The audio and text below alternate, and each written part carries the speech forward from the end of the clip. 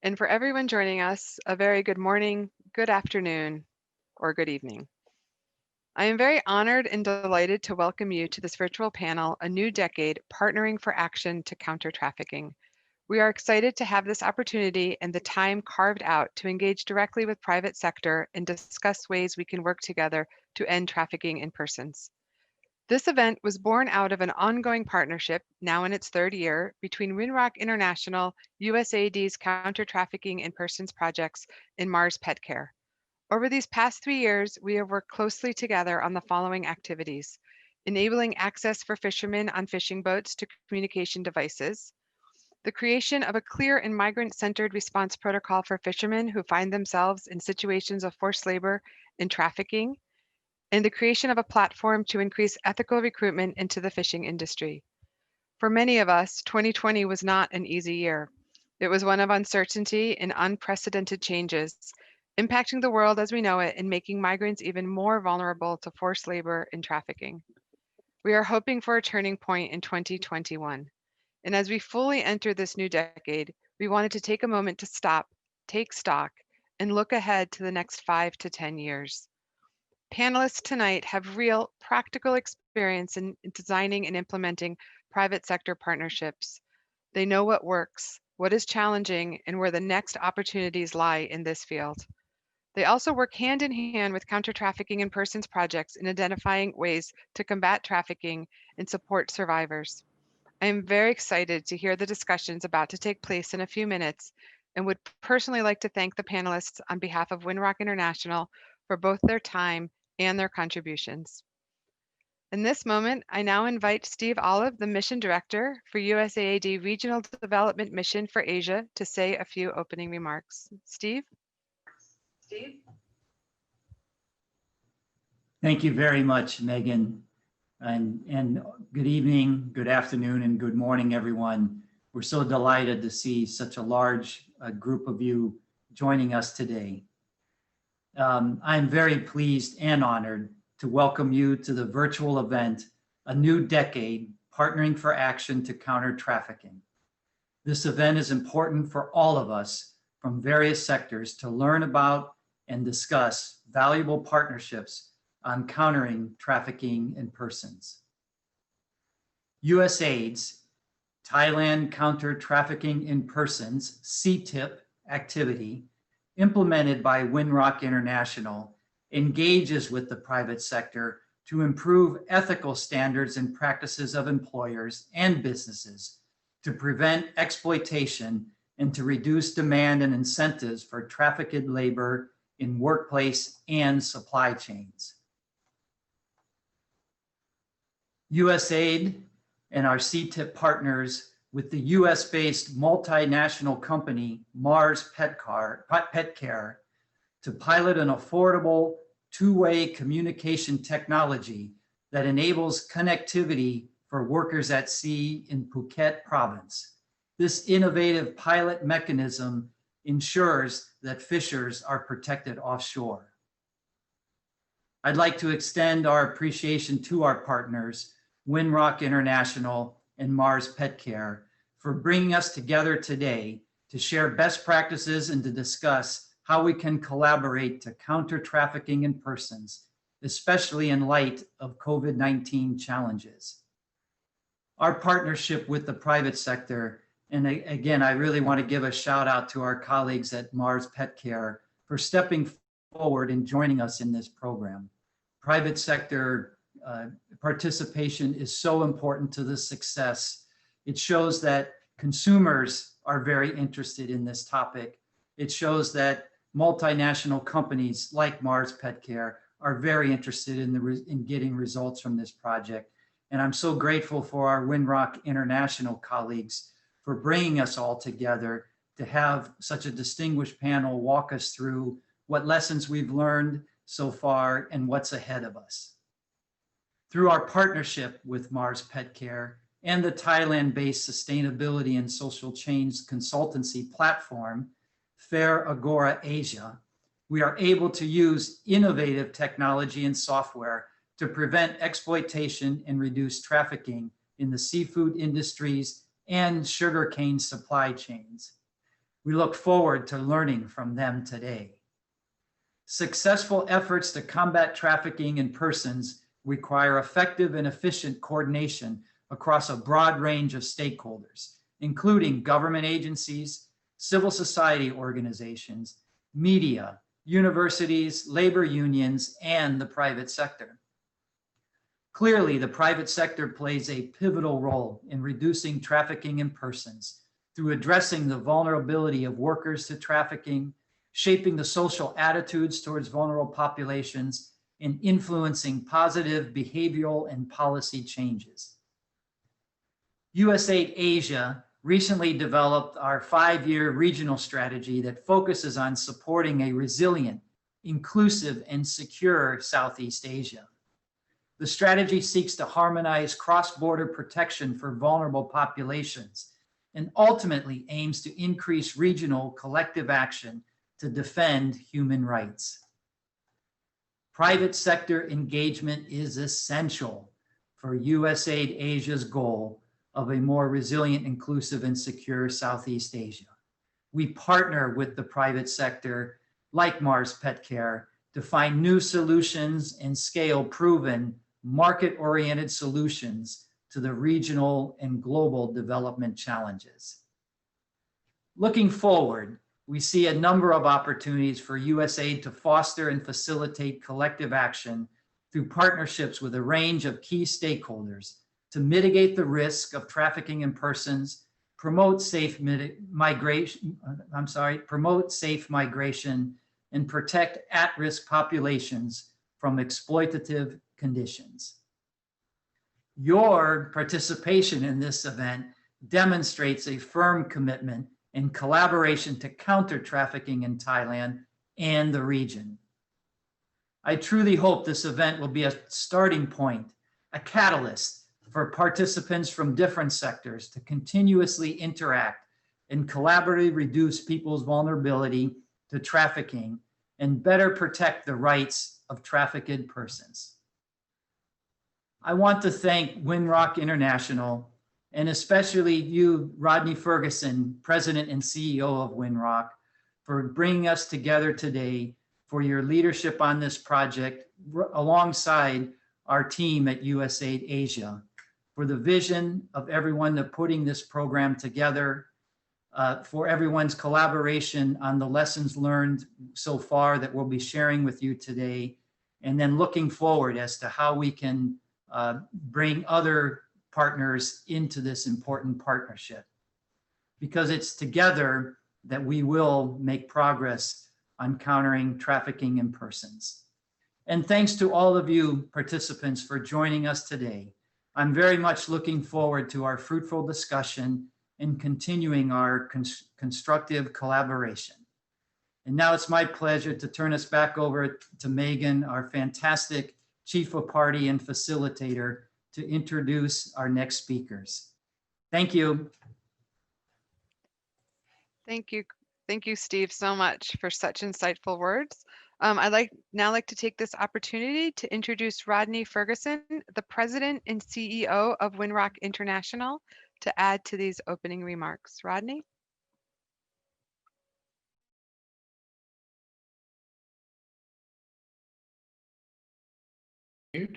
There we go. Thank you very much, Megan, and thank you, Steve, for that wonderful introduction. I'm so happy to be here today and representing Winrock International and all of our partners on this project. You know, this has been one of our signature projects globally, and for a lot of reasons, not least of which is the wonderful partnership that we enjoy with Mars Petcare. The partnership is illustrative of the kind of work that we're trying to do all over the world, in which we bring in the talent, skills, and resources of private sector partners. Mars Petcare has been a partner of ours, not only on this project, but other projects globally.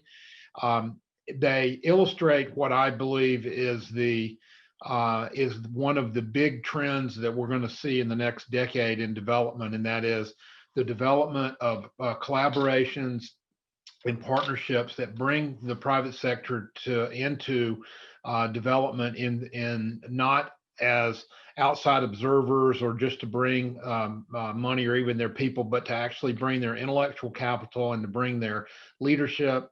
And I think that the success of this project is very much owes a lot to that engagement from Mars Petcare. We have here at Winrock International, we have other partnerships globally, like the Mars Petcare partnership, for example. We are partnering with Nespresso in Myanmar to help develop their coffee industry. We're partnering with several large tech companies in Ethiopia to help develop a youth workforce in cloud IT skills. And we have partnered with Microsoft on global climate change and adaptation projects and carbon offset projects. And so this is now part of our DNA and part of our the strategy going forward is to engage the private sector in almost virtually every project that we engage in. So I'm excited to be here today. I'm very excited to hear from our colleagues, Megan McBain, our wonderful Chief of Party for the Thailand project, and all of our colleagues at USAID, which I'd like to say a special thanks to. The last few years have been trying for all of us in many ways, but particularly our colleagues at AID. And I was on another panel last week, and I had the opportunity to say it then. I'll say it today. It's really been an inspiration to me to see our dedicated public servants who have not wavered in the face of extraordinary challenges and really kept momentum, kept engagement going globally and in Washington. And I'm deeply indebted and in awe of your dedication. And we are all lucky to have colleagues like you who have kept up the spirits and kept up engagement, and we're deeply grateful. So with that, I'd like to turn it back over again. Thank you all on behalf of Winrock International and all of our colleagues. Thank you all for all you do, and we're looking forward to the rest of the panel today.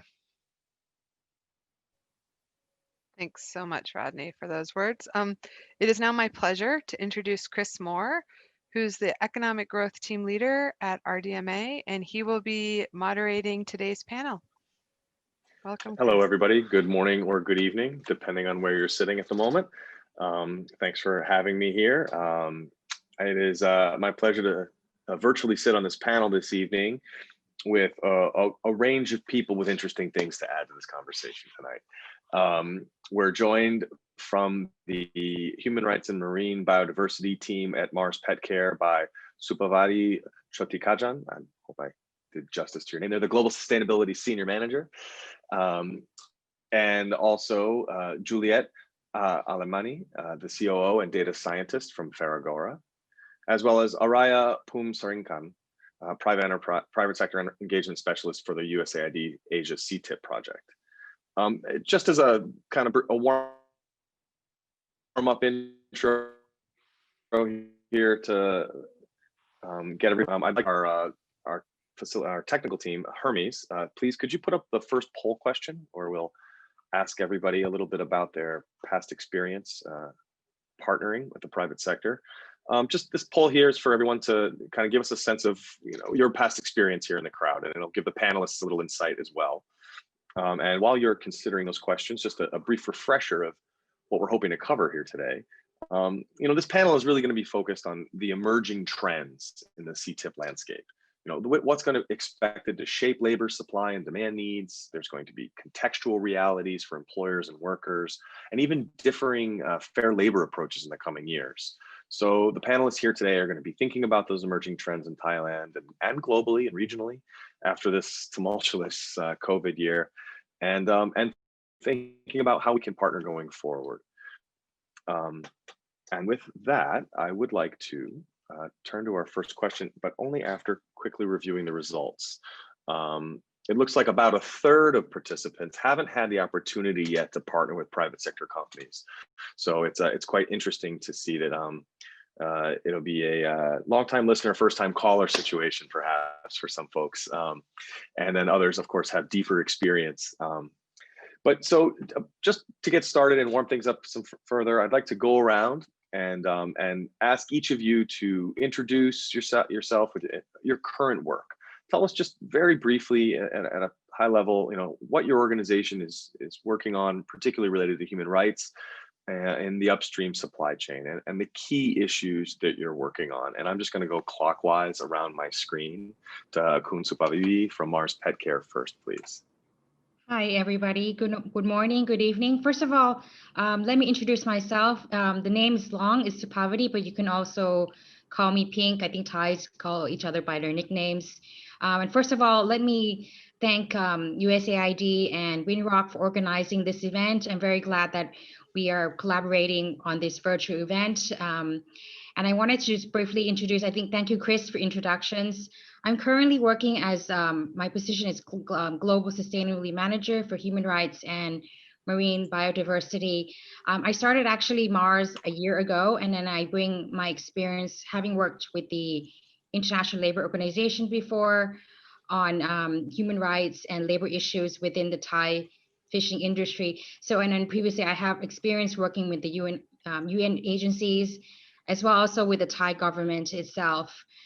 Just to give you a little bit of context about Mars Petcare itself, we're a global leader in pet nutrition and health, and we're part of a Mars Incorporation, which is a family-owned business operating now for 100 years that serve services for the people and our pet owners. Currently, we represent around 50 brands and serve around 400 million pets worldwide. So you'll be wondering why is Mars Petcare interested in trafficking? So just to give you context, fish represents a very key ingredient for our raw materials. And for us, we source majority of our fish volume comes out of this region, in particularly out of Thailand. Just to give you a little context, I think for the past 5 years, since 2016, we have engaged, we have developed a human rights action plan, phase 1.0, that focuses on eliminating human rights abuses in our supply chain and focuses us on sourcing sustainably, both on the environmental and also on the social aspects.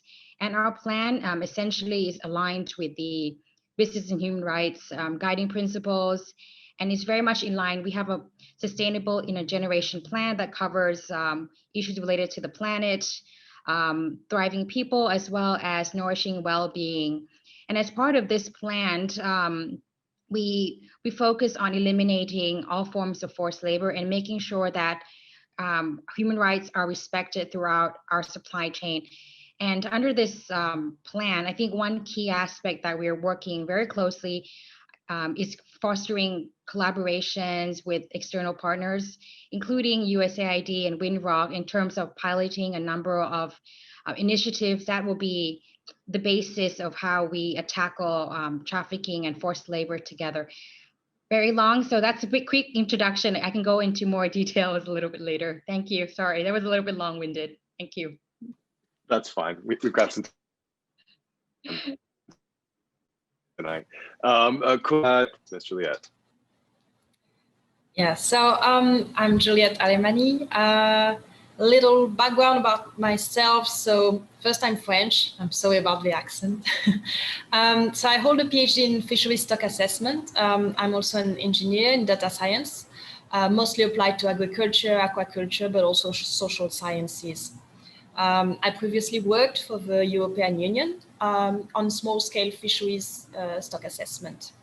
So currently, I am country manager at Ferragora Asia. So what we're doing at Ferragora Asia, we are a consultancy company. We work with private sector, but also with NGO to support basically all the stakeholders of agri-food supply chains. And the objective is to achieve better practices, not only in the environmental area, but also in the social areas. I would say that our main focus is to try to get involved in projects that can really drive long-term change. So we always try to build these partnerships that will allow us to keep the projects on the long term.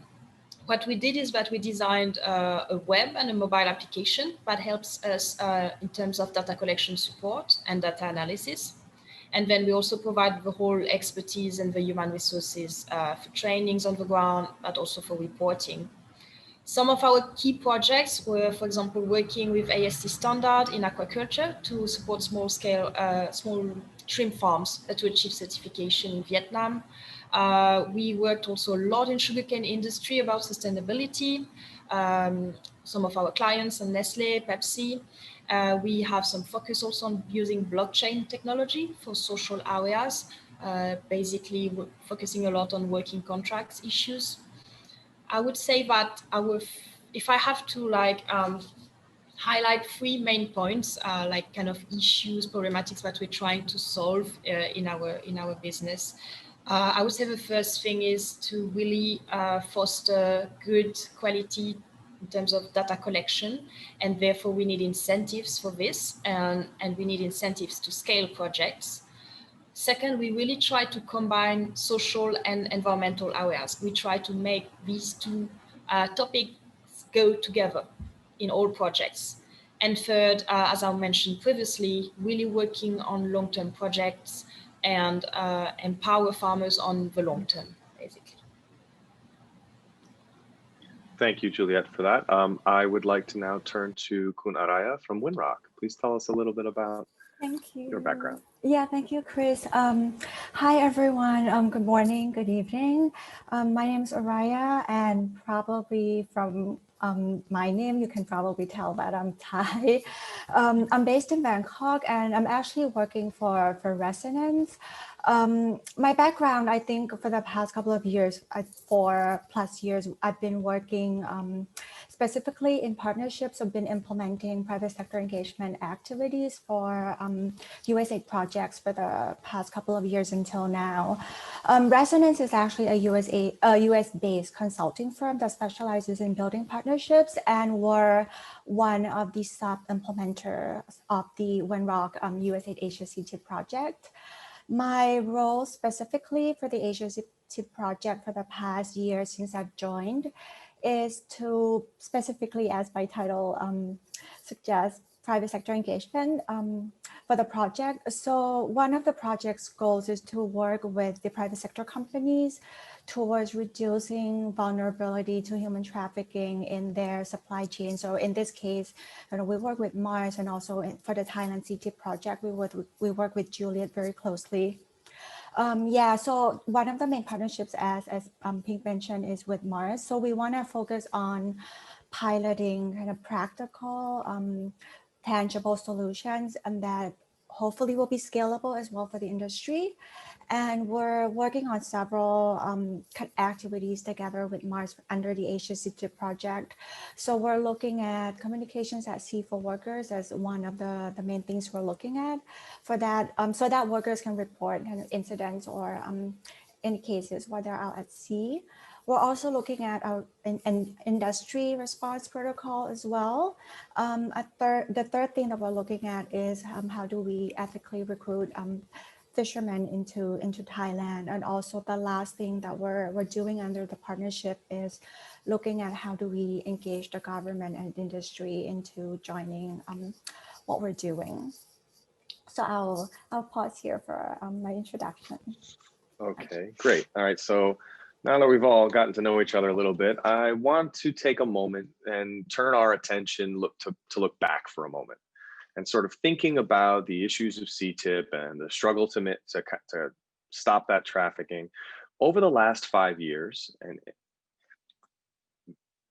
there were emerging trends. And if you were standing on a stage like, if you were in a panel like this 5 years ago, thinking about the trends that were coming between 2015 and 2020, what are the ones you think you might have missed? What are some of the trends that were burgeoning then that now have really materialized to become part of the new reality we're facing? So give us a little bit of a retrospective. I'll go back. I'll give everyone a fair chance. I'll come back to Kunaraya and I'll go back the other way around. So Kunaraya, thinking back 5 years ago, and if you were looking at emerging trends, what would you have identified then? And can you tell us a little bit about opportunities maybe that slipped past us all, either because we didn't recognize them or because we weren't able to act on them? I'll start with the emerging trends. One that comes immediately to my mind would be, and I'm drawing this from my experience before Ctip, actually 5 years ago, which was, I was working mainly in fisheries for another USAID project, and it was mainly, we're looking at illegal fishing, combating illegal, unreported, unregulated fishing, and we were targeting specifically on how do we use electronic traceability to combat IUU fishing in Southeast Asia. So I feel like when we think of illegal fishing 5 years ago, we tend to think of illegal fishing and focus on kind of the environmental biodiversity aspect of illegal fishing. But I felt like even at 5 years ago, we knew at that time that there was actually a very, very clear link between illegal fishing and forced labor. And I felt like at the time, this was something that was emerging at the time that we were trying to combat illegal fishing. And therefore, when we designed solutions to combat illegal fishing, for example, like traceability systems or standards related to traceability, at the time, we already tried to integrate kind of labor-related data into those systems and standards. So I feel like this was something that was emerging 5 years ago, and to me, it's still very, very relevant and ongoing today. I feel like we're still building up on those learnings and those efforts that has been built several years ago. So that's emerging trend. Opportunity that may have been missed. Again, in the context of fisheries in Southeast Asia, I feel like collaboration amongst various stakeholders, it was, from my experience, it was just at the beginning of collaboration in 5 years ago. That's actually how I feel. I feel like during that time, several actors and parties, and like including private sector companies and NGOs as well, we're still kind of learning and experimenting on our own on how to tackle like the issue of fisheries, IUU and human rights. And while each organization, we were trying and we were testing several kind of initiatives to find the right solution. And it was not a lot of like joint efforts happening at the time. It was like, people trying on their own. Over the years, I feel like we got better and we started sharing openly about which organization has done, but I think we haven't really been able to, like 5 years ago, we were not collaborating to the extent that we are right now. And I feel like perhaps this was an opportunity that we could, something that we could have done better. Yeah. Thank you, Kunaraya. Juliet, I'll turn to you and I'm going to try to focus the question a little bit more. So thinking about over the past 5 years, I'm sure many practitioners in the Ctip area have watched the emerging trends. Of the trends that you saw over the last 5 years, which ones do you think represented missed opportunities? So based on my past experience, it's kind of like scattered because I worked mostly in wild catch fisheries before, and now I'm much more focusing on aquaculture and sugarcane industry. So it shifted a little bit. So I'm trying to get an overview still. I would identify really these interactions between private sector and NGO as a missing opportunity of the past 5 years, and as something that's actually really changing.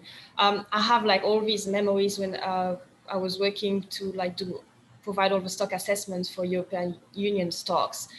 There were all these lobbies that were acting against each other, and really for many NGOs, it was okay, private sector are devil.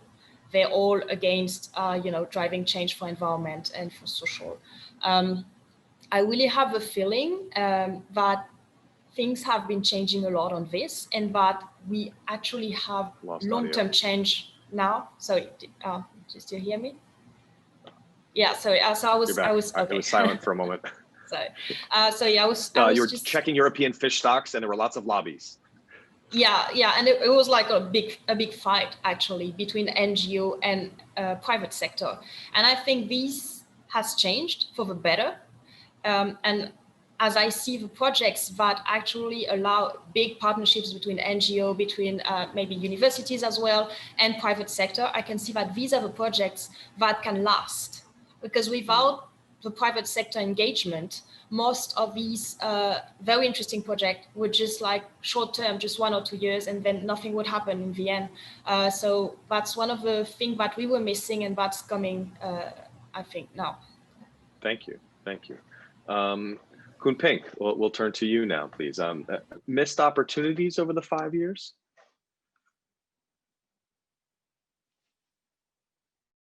Sorry, Kun Pink. I didn't realize that. Thank you. Sorry, I was on mute. So just to echo, I agree with Aria's and Juliet's points that there's many, I think one significant trend that we see, I think 5 years ago in perspective, I think we were all, Thailand in particular was a lot of under scrutiny, under media attacks. So you see a lot of focus, a lot about there was a number of trafficking cases, the number of severe labor abuse that we found in the Thai seafood industry. And then one thing that both when I was working with the ILO and now comparing to what Mars has done in the past 5 years, I think we were still at that time, 5 years, in a bit of a shock, like, wow, we found there's new reports on human rights abuses found in our supply chain. And at that time, I think we were all in a stage where like we need to understand the extent of the problem. And I think that was kind of what we started 5 years ago, how big of a problem. And I noticed that when I started with the ILO project, there was so much animosity around the stakeholders to even talk about the problem. It was almost like a pinpointing exercise, like, okay, where the fault has gone. So there was not lack of understanding, first of all, like the extent of the problem. And because you're talking about an industry that has been evolved for generations, families. So it was a little bit of an eye opener, I think, for a lot of us, for the private sector, especially when you get news reports like you found your supply chain, you at threat of having embargoes against your supplies. So I think that was kind of the emerging trends that we see, that of course, no collaboration at that time, no lack of talking. But I also noticed that over the past years, there's been a lot of positive developments. I think in Thailand itself, they've drastically improved their national legislation laws, now aligned with international standards.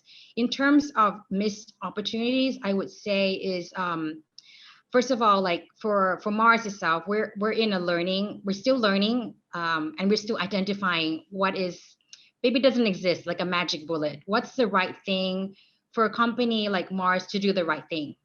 And I think that's something that we're still learning, and I think we're all learning. And then what we like to do more is, can we take some of these piloting initiative that we started really small, like how do we scale up and how do we link it a little bit more to the government's advocacy initiative? I think that's something that I wouldn't say we missed. I think we did some, but we have to do more. And another thing that I would like that we missed is there was a lot of mistrust, a lot among the stakeholders, like when issues are identified. So I think now the trend is basically more openness, more trust is building, and that's the general trend that we needs to happen in order to tackle trafficking. I'll leave it as that. Thank you. Okay, thank you, Kun Pink. Okay, so we've taken a minute to kind of look back, and now let's turn to look forward and thinking about what's possible, and taking our lessons learned. And so for the corporate panelists, could you just give us a high-level overview of your company's human rights plan in the next 5 years? I'll start with Juliet to. Okay, I'm unmuted. So for Fairgoa Asia, so I would say that in the past 5 years, we've been working a lot on building strong partnerships with NGO as well as with private companies to really try to tackle all the sustainability issues in agri-food supply chains. And these projects have involved a big, like a wide range of partners, like NGO, but also certification bodies, private companies like Nestle, Thai Union, a lot of work with USAID, Winrock. And I would say that all the lessons learned have really paved the road towards linking social change with environmental impact. So over the next 5 years, I believe we will replicate what worked well from past projects, but with an objective of scaling and really improving our impact. One important project that is part of Ctip is the labor transparency project. So we worked on the phase 1 already, and now we're beginning the phase 2. And the aim now is really to improve the technology that we're using for the data collection process and to scale the technology adoption. So a big lesson learned is the importance of designing tools that, so together with workers and for workers. And I by being on the field, by really communicating regularly with workers, by actively asking for feedback, and that's how we can really achieve this goal. I think another important step will be the development of an incentive program. That's the second big lesson learned. So we believe that any efforts to improve labor transparency must be really tightly coupled with incentives and benefits for workers, but also all actors involved in the project. And incentives can be simple, such as farming advices, or it can be even like vouchers. But we need to bring something on the table, just not only just asking people to to answer some surveys or to do some efforts in terms of technology adoption. So having some win-win situations, I would say. Okay, thank you. Khun Pink, I'm going to turn to you for this next question first. We've talked now just about the broad arc of the future. One of the things that we talk about in development oftentimes is the scaling of successful projects. So thinking over the last 5 years and looking forward to the next 5 years, Khun Pink, could you tell us a little bit about what you're seeing from where you sit at Mars Petcare when it comes to the scaling of successful pilots?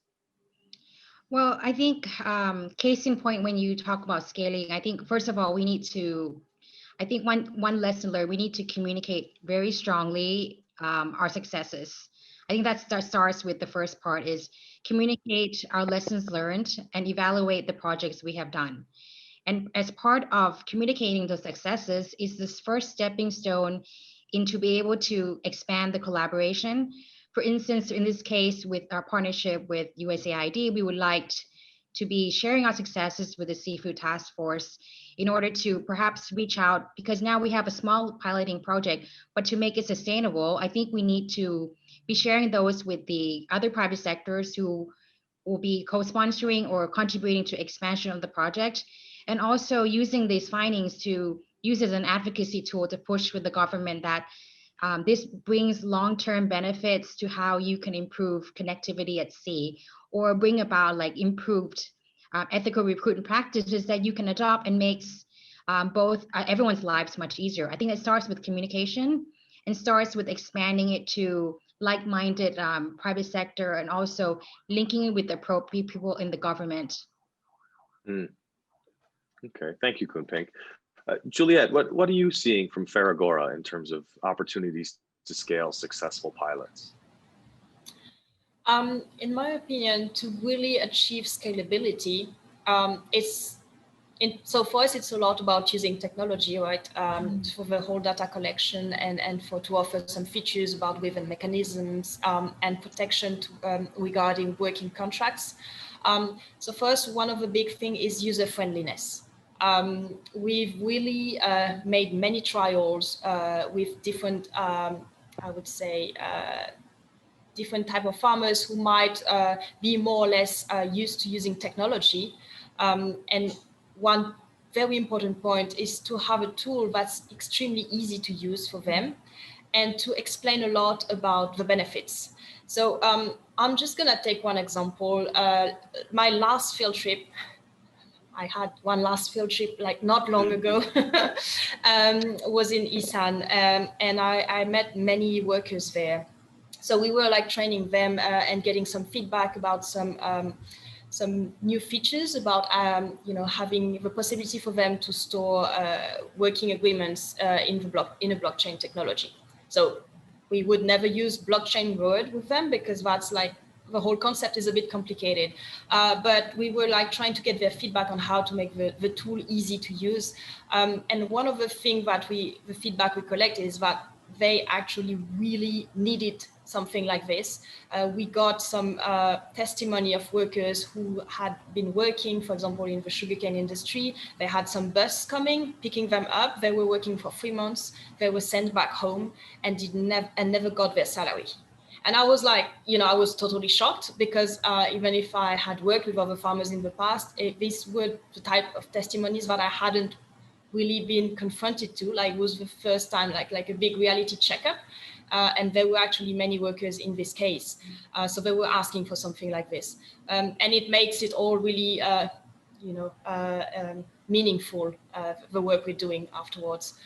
So yeah, I would say identify really what they need, what will help them in their everyday life, what will protect them, and then make it easy to use. And it's not easy because when you want to do something that's really helpful, you need these type of features that will actually protect them in regards of the law. But at the same time, you need to make sure that the user will be able to use it. And that's this balance that we need to find. Okay. Thank you for that, Juliette. Araya, I've got a slightly different question for you that I'd like you to lead off on. Thinking about local partners, because I'm giving this one to you first because I think that this might touch your world as more than anybody here tonight in some ways.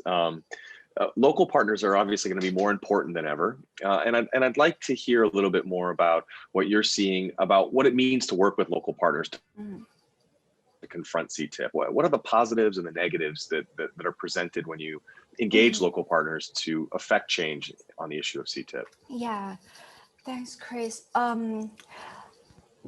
I feel like when we talk about, when we use the term like trafficking or even labor welfare, these are terms that are very, very sensitive amongst fishery workers in Thailand, especially amongst the vessel owners that we try to work with. Since it's extremely sensitive, we really require a local partner or local partners that we can trust, that are also trusted by the local society and the local stakeholder to help us kind of conduct our work in the field. So, I mean, in this case, for example, we work with a Thailand Ctip project who has several grantees that they're working with who really understands issues on the ground. Fisheries in Thailand, like when we talk about labor, when we try to implement an activity like the connectivity at sea pilot that we're working on, when we bring up the issue of like the workers' welfare, they tend to close up and they tend not to want to work with us if we were to mention something like that. And therefore, local partners like an NGO who really knows these stakeholders really well is, like you said, like more important than ever for us, since they have existing relationships with the people that they're working with. They can work by introducing us to the people that they already know. They can help us send the right message to the people that are local. And also they know, for example, in this case, like what would motivate a vessel owner to work with us to join our pilot. So I think like over the years, we really realized that they're very valuable. But I think especially during the time of COVID, I feel like their roles have been elevated, especially because there was a point in time where like even in Thailand, we cannot travel domestically, and we had to rely a lot on them to do field activities for us, and we really need close coordination with us. I do foresee that in the future, they will remain a very, very crucial part in the implementation of our activities in the next couple of years. Okay, thank you, Kunaraya. Juliette or Kun Pink, is there anything, would you like to add anything to this? And if not, I have plenty of other questions I can ask you, so please don't feel obligated. On local NGOs? Yeah, the sort of the good, the bad, and the ugly of working with local NGOs. You know, obviously, we all know that it's important. We all know that it's part of the ultimate solution, but it's not always easy. But it also offers opportunity. Tell us a little bit about how you are seeing that. Sure. Maybe I can share with you, because when I worked with ILO, we actually did have a number of partnerships, because I think that's a key crux of like an objective under the Shift to Shore Rights project was ensuring access to services for migrant workers, and especially access to services range from education, legal services, and we don't have these local NGOs who write at the forefront, who write in the community centers. It's impossible for us to provide services through basically funded out of a Bangkok office.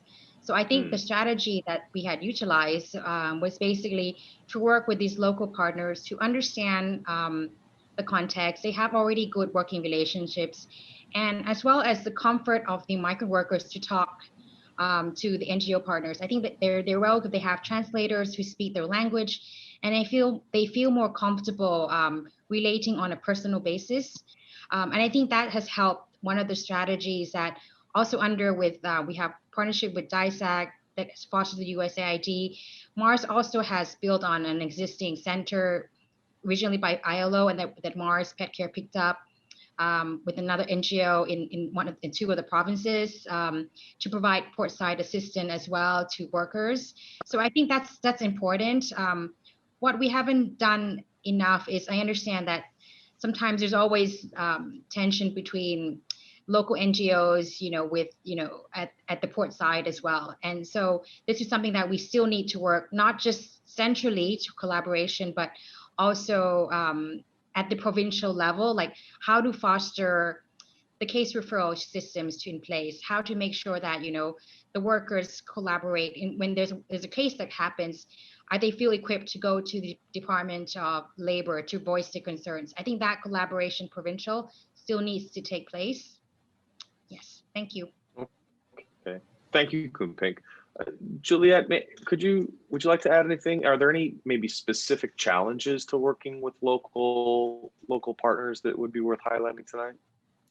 I've been on both sides. So what I mean is that Ferragoa has been working with local partners in Vietnam on a project in aquaculture, and we have been the local partners on other projects in Thailand. So I kind of have this double opinion. So basically what happened is in Vietnam was that it was a big benefit to work with WWF Vietnam team. First of all, because they were working already with farmers from past projects. So they had this trust. And I mean, even in terms of, organization, they knew at what time to go, where exactly it was. I mean, the whole process of organizing field trips without local partners, it really becomes a nightmare when you need to get governmental authorization and so on. So it just facilitates everything. You have a trust of farmers, and then even when we're not specifically in the country on the long-term basis, we can always reach out to them to collect additional data while we're not there. So basically it becomes as if they become part of our team. So that was an amazing experience. On the other side, so there's one project where we were local partners, and what we noticed is that we had some farmers who actually didn't want to see the external NGO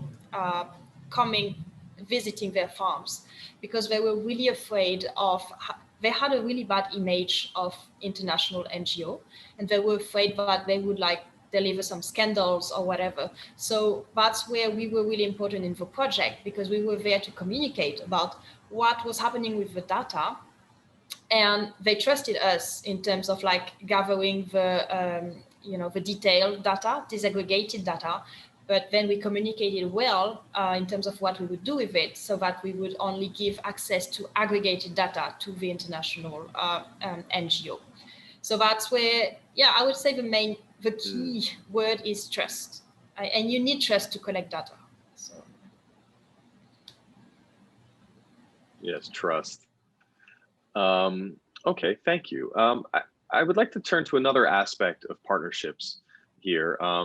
And it's this idea that more and more we're hearing about how the effective partnerships to counter trafficking are going to be interdisciplinary, and that there can be ways in which trafficking can link to other macro issues, perhaps like climate change even. Could you tell us a little bit about how you see Ctip intersecting with issues beyond these traditional labor market frames? I'll start with Kunaraya. Mhm. Yeah, definitely. It's recently we've started looking at kind of the bigger picture. Exactly as you said, like climate change, for example, we noticed that actually impacts of climate change can actually lead to forced labor, and we're looking at how our activities can actually mitigate these impacts as well.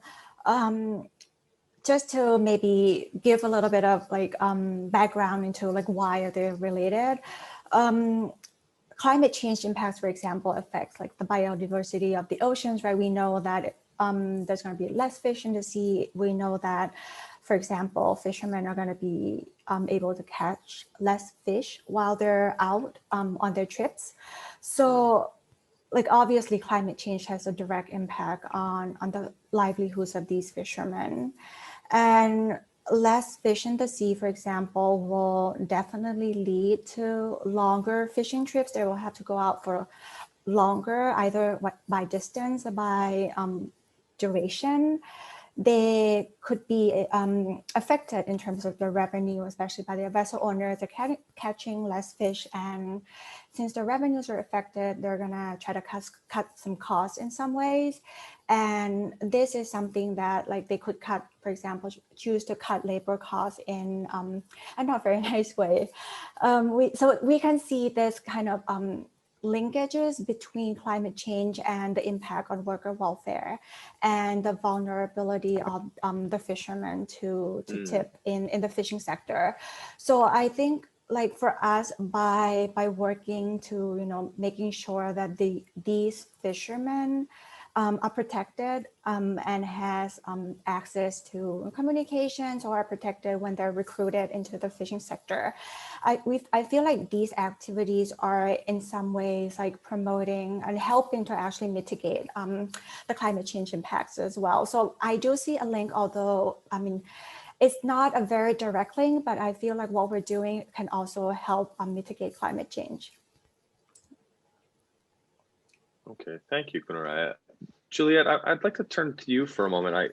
Because I have inside sources, I know that you had a field trip up to Isan in the past. That could you tell us a little bit about what you saw up there that links to the climate issues? So maybe a little bit of background on this. So lately we have beginning to work on a project to assess carbon footprint. So to calculate carbon footprint from the sugarcane industry, and trying to link this with project that would also have a positive impact on labor transparency and on social issues. Because it's kind of related. What I mean here is that when we want to think about, mitigating the risk for environmental impact, when we want to try to put some actions in place to reduce the carbon footprint, we have to think about, okay, can we do this in this country, and can we do this with the social and economic environment of the country? So we had to try to map a little bit the situation, talk with workers, and try to assess what is feasible or what would require so much effort. One of the lessons learned from these initial surveys, and there's one very concrete, very impactful example, is that, for example, in sugarcane, when they have to harvest the sugarcane, so many workers in the past tend to burn the sugarcane before harvesting. This practice is being reduced, mainly because the government is trying to enforce some law to reduce this practice. But what happened is that based on all participants' answers, we assessed that the amount of work that is required to harvest the field, if it's not burned, is almost 50% more than if it was burned. So in terms of labor it's much more work. So there's like kind of a trade-off here between like trying to having better practices for the environment, but at the same time trying to have benefits for workers. One of the things that we already looking at as well is how to use carbon credits to actually retribute farmers. So that's this kind of project that would be amazing to do, and we're trying to build this with Nestle for now, but we're like looking for any additional partners, because we're really at the beginning of a project. So this is like a good moment to join. So what we're trying to do is to see how we could actually build a project to implement actions toward better sustainability, better practices that would reduce carbon footprint, and therefore big companies could afterwards sell carbon credits and retribute, like give a percentage to farmers. So it's trying to, make everyone win something in the whole project, and trying to have it on a long-term basis. Thank you for that. Kun Pink, are you from Mars Petcare? Is this idea of interdisciplinary approaches to trafficking and labor value chains a topic that comes up, or is this still something of a new way of looking at things from where you sit? No, actually, this is like the main heart of what Mars stand for. I think as part of our fish sustainability journey that we've started, I think around 10 years now, basically fish sustainability refers to both environmental aspects and also the social aspects. I think in particularly on the environmental side, one is important for us is we have to ensure that we sustainably source, meaning that we have to make sure that our fish that we source are not having an impact on the environment. So meaning that we are not making sure that we're using certified fish or having a third party endorse to make sure that the methods of catching fish has no impact either on the environment, as well as also looking also at the social aspects in terms of ensuring there's respect in terms of those people who work in our supply chain. So essentially, that's the main heart of what we're trying to do, both in Mars in the past and also us moving forward in the next 5 years, is to make sure that we are covering the extent of our extended supply chain, both in the environment and the social aspect as well. Not so much on the fish supply chain, but Mars also has a very strong program in terms of another pillar on the healthy planet as well. But particularly they're more linked in terms of looking at carbon emissions that comes out from like beef or soy or like palm oil. So that's more related to on the environmental and the carbon emissions that we're trying to reduce as part of our supply chain. Okay, thank you, Kun Pink. We've spent a lot of time talking about trust and relationships with local people, and obviously that comes with communication. And Juliet, you just talked a little bit about the practices of farmers. And so that brings up the topic of social behavior change communications, and we often call that just SBCC, right? So, and it's widely understood that social behavior change communications are going to be a necessary element to adjust behaviors, whether it's the actual practices in the industry or it's just the labor practices themselves. Looking forward into the next 5 years, Araya, could you talk a little bit about what role you see this change communication playing, and how you see it being most effective over the next 5 years? Sure. I feel like this is something that we've been thinking about a lot, and I feel like there are kind of, I would say, two main ideas on social behavior change or SBCC activities that we want to do. I think on one hand, when we think about SBCC, we think about it in terms of educating and empowering the migrant workers. So we want to change the situations. We want to be able to give them tools and knowledge, and also make them feel empowered with and equipped with the new tools that they have. Like, for example, we're looking at ethical recruiting. We're thinking about a digital tool where we can help them, collect all the documents, have them ready in in like an application that later on we hope to empower them, that they no longer will have to rely on an agent who will charge them enormous fees. So that's like one of the activities that I think will be very, very key, that allowing these workers to feel empowered and educating them through SBCC activities. I think another aspect that will be very key, especially in the Thai fisheries context, will be SBCC activities with the local industry, especially amongst the vessel owners, the boat owners in Thailand. I think based on our experience, it's still a very, very sensitive thing. As I mentioned earlier, like when we try to bring up anything labor related, they will close off and they will not talk to us. And it will take some time for us to kind of make them understand that, you know, this is the right thing to do. And it's a gentle, I guess, process that will take some time, but we believe that changing their mindset is extremely difficult but necessary for a very long-lasting impact of our activities. We know that, you know, we're a project that, you know, has an end date, and we want to make sure that these people that we're working with will, you know, have a different mindset later on. And what we're thinking about, I think, when we talk about SBCC, is a big word that I think when it comes down to, for example, vessel owners, I think what we're envisioning, for example, is to have them, for example, co-design some solutions with us. We're talking about, you know, maybe co-designing some technology with them so they feel some ownership in the tool that we're going to provide them. And later on, hopefully they will change in their mindset about, say, labor welfare. So yeah, I think just to sum it up, we're looking at kind of different sides of SBCC activities on the vessel owner side in Thailand, as well as on the migrant workers themselves. Thank you, Kunaraya. Juliet, is social behavior change communication a concept Faragora engages with directly, or maybe this is something that's just part of your broader communications? Could you tell us a little bit about what role that plays for you guys at Faragora?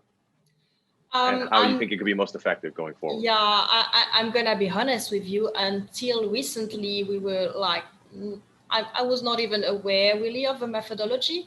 And it's really after discussing, you know, with Winrock, USAID, for this second phase of labor transparency project that we got to know more about it. So we actually currently learning a lot about it. We're like gaining in terms of expertise, and we really aim at applying this in this labor transparency project for phase 2. But we won't be alone, because of course we'll have all the help we need from USAID and Winrock. And that's what I love in this project, is that we use all the brains available. I believe that from what I've learned so far, that these methodologies are very useful for the kind of projects where we want to apply it, which means really aiming at driving change on the long term. And that's what we want, I think. So changing behavior, and specifically for technology adoption, that's going to be key. Changing mentalities as well. And on the long run, also, I'm pretty sure these kind of methodologies can be applied also for other of our projects, for carbon footprint calculation and trying to lower the carbon footprint. Thank you, Juliet. And I just want to give special recognition for the idea that, we can't all be experts in everything. The time you spent learning about data science and blockchain, someone else was learning about behavior change communications. And it's back to that interdisciplinary idea we talked about before, where we all do need to come together with our various skill sets. So thank you for opening that door. That's not something that everybody had to know about on, at this point already. So let me turn to you, Kun Pink, at Mars Petcare. How does behavior change communication play a role for you guys? And what do you see as making it more effective, or most effective, as effective as possible going forward? Sure. I will be honest with you. I think Mars Petcare, we need to do more on communications, definitely for social change. And I think what would be effective that we want to be rolling out more is basically have targeted communication messages targeted in terms of different levels. I think starting with, of course, we need to have targeted messages that appeals to our consumers. I mean, the issues on like fish sustainability varies from region to region. Asian consumers view fish sustainability very differently from US or EU consumers. So I think we need to have a little bit more targeted messages that appeals to consumers. Also within social change, I think we also need to have focus also for our internal Mars associates for them to understand that the work on social and environment is not just what within sustainability team to drive the issue, but this is an issue that everybody as Mars associates. So internal communications within our organization is also crucial. And maybe just to add a little bit, building on Aria's point, I guess communications for development in terms of what we also communicate as our Mars commitments on social commitments has to be clearly communicated to along the supply chain. Like the change we want to push for through our tier 1 suppliers, all the way down to the vessel owners. I think these messages are very, they need to be clearly communicated in simple terms for that they understand how to drive for change. So I would say effectively, I think we need targeted communications. We also need another set, of course, with our NGO partners who probably know more issues than the regular consumers to a little bit targeted to what they are interested to learn about, and also clear a little bit more about like how we can, as a private sector and public, foster that kind of collaboration moving forward. Yes. Hello? Yeah. Thank you for that. Yeah, so now I'd like to turn to another aspect here around data collection. So data collection and analysis, obviously it's embedded in every Ctip activity, but they're not all the same. You know, what from where you sit, what does data collection analysis look like, and how can we, most importantly, how can we be smart about the data we collect and how we utilize it? And by smart, I of course mean not being fancy and advanced, but also judicious with our effort and getting the most out of the effort we put into it. Maybe Juliet, I'll let you go last since you're the data scientist on the panel. Kun Pink, is there anything that you'd be able to share with us about how Mars is looking at this? Yeah, I mean, I can't. I think data analysis is important, and I think we spent the past 5 years understanding the extent of the problem in the fish supply chain. I think what's important is to be able to use the data that we found either through collected the NGO partners to our programs and to translate it into concrete actions. I think that's the link between the issues found in our supply chain that translate into concrete actions. I think that's something that needs to be continued and built into very tangible and concrete results. But I think one thing that I would like to say, especially in the COVID times, we see that data analysis becomes so crucial, especially like we have a lot of NGO partners now going in the field, supporting emergency response. And I think we need to be able to collect and consolidate a little bit better, like activities on the ground, whether it's going to be trafficking issues, COVID related issues, like, and so that it prevents a duplication of effort so that we go in one voice. And also, so I would say data analysis definitely, but I think most important, how do we compile it so that it's accessible to all, and then you can have a consolidated approach that can be used by all. And that's more of a mix between ILO's perspective and maybe Mars. So, I mean, as we've said before earlier, the diverse perspectives make for a better solution usually. So, Kunaraya, could you tell us maybe a little bit about how you're using data and having a little bit of lag here. I'm trying to ask Kunaraya about the use of data coming from your pilot programs. Sure. Yeah. So I feel like just to have the end in mind, I feel like when we talk about data collection and analysis, like the ultimate goal for us is to have like sustainable, scalable activities. So I think when we collect data is with that end in mind. So it's really, really important for us to collect and analyze data, as Kun Ping said, in a very meaningful, cohesive way, in a way that like provide insights to other people in order for us to be able to share with them in a meaningful way. I think for us, for example, just to give maybe an easy to understand example from what we're doing with Mars, for example, like we're doing the communications at sea pilot. So it's basically, just imagine we have like chat applications and that fishermen and vessel owners can use while they're out at sea in the ocean, where they typically don't have access to any phone signals.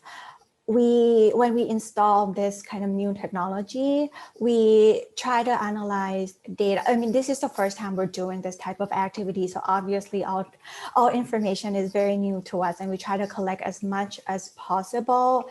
Of course, with like trying to anonymize like information and trying to be careful there as well.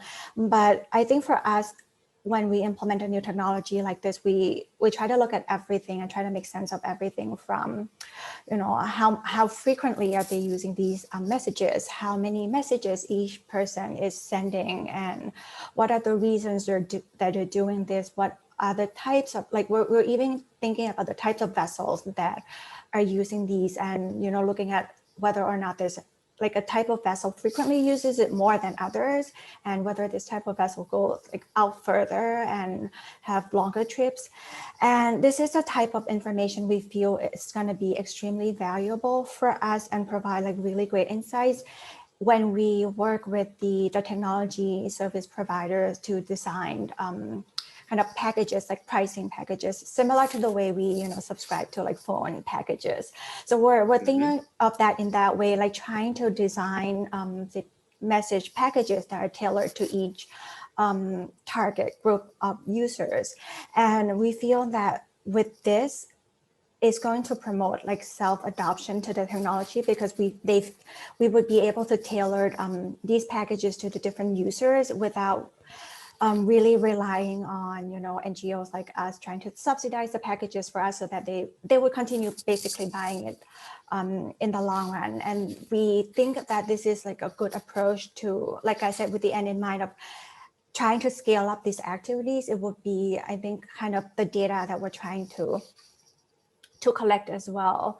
And I think another point that I want to mention is when I talk about, like scaling up and the sustainability and analyzing data in a meaningful way. Like obviously we're talking about scaling with, as Kun Ping said, with like,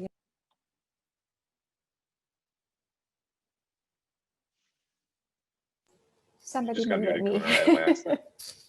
Okay, yeah, so I'm just saying that we're trying to also not just present data to other industry actors who also, would be interested in scaling up these activities, but also we're thinking about, packaging information for other types of stakeholders, such as the governments, with other technology companies, with NGOs as well, so that they understand what we're doing better.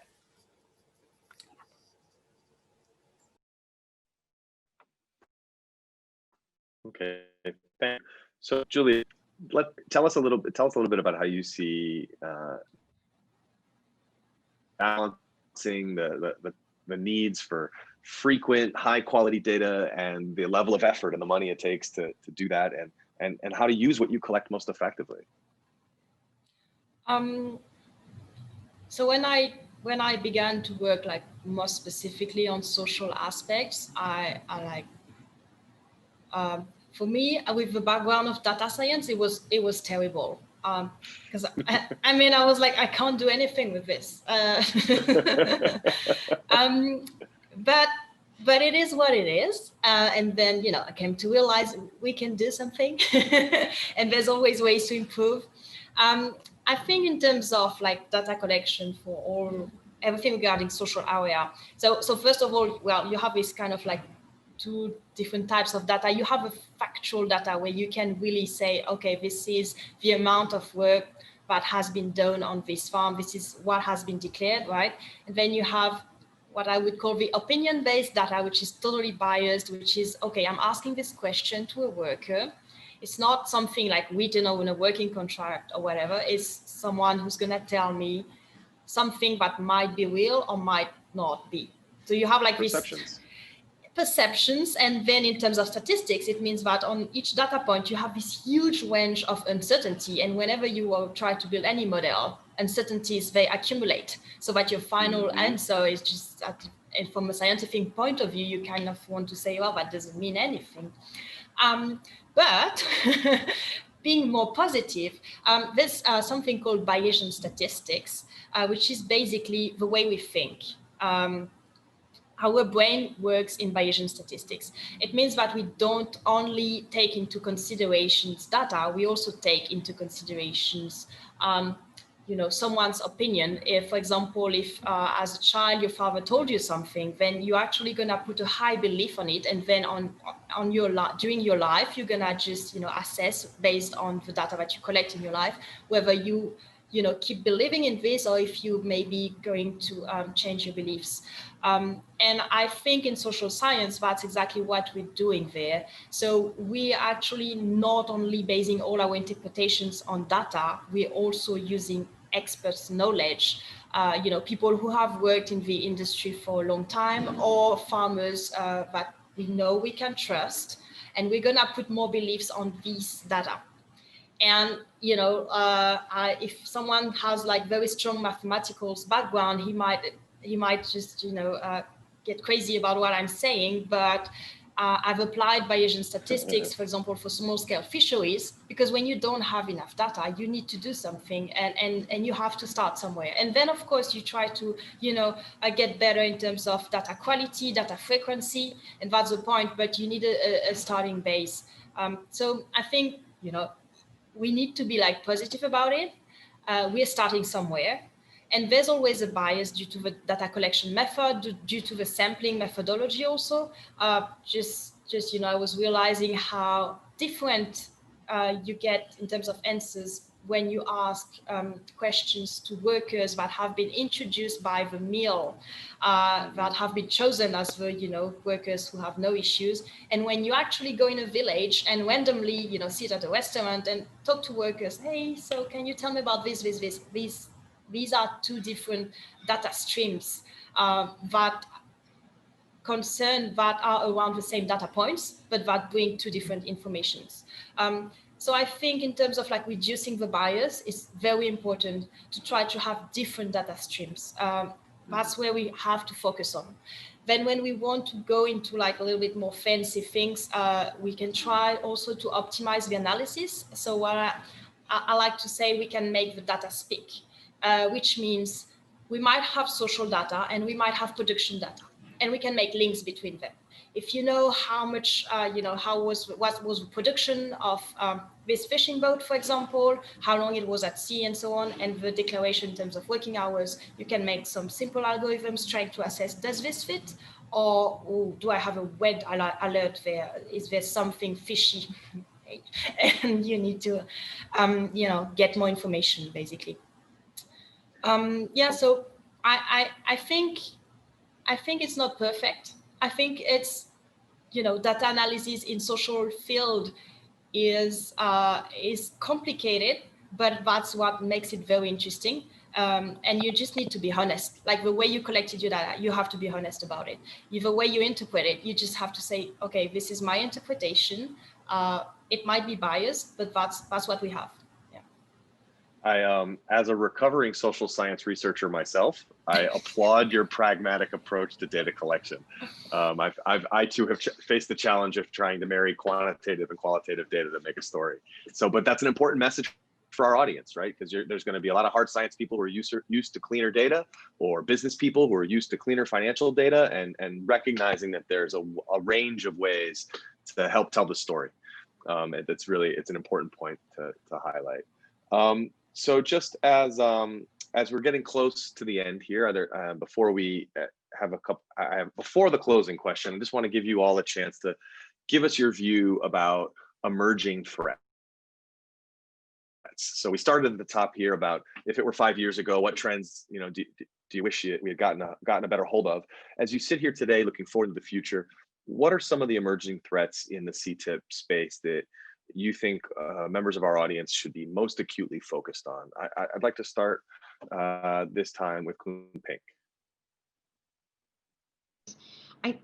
I think I already alluded to it earlier that I think what's emerging is definitely, we can't deny it, it's COVID-19, because what we've seen with COVID-19 has increased quite a bit of risk and vulnerability to the migrant workers, especially now the case with Samutsakon with the emergence. And I think what an emerging threat is, I think what we also have to face ourselves is how do we manage to still implement programs on the ground when we can't go to the ground. I think that we need to be creative in the way of doing things, because I think traditionally we worked a lot on like, let's identify local NGOs that do identify volunteers to go in to do face-to-face training initiatives. But I think now we need to find a way that to use technology basically on how we can capitalize on technology to do the work that we went to do before COVID.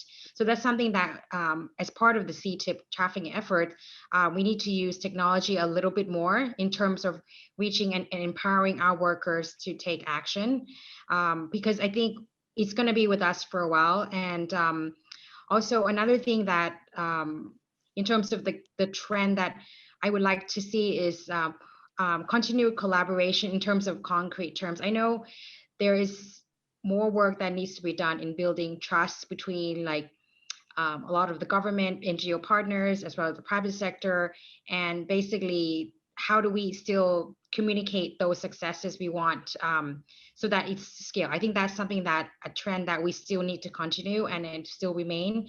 But you said that we need to adapt creative ways of working so that we still manage to do the initiatives on the ground within the changing circumstance.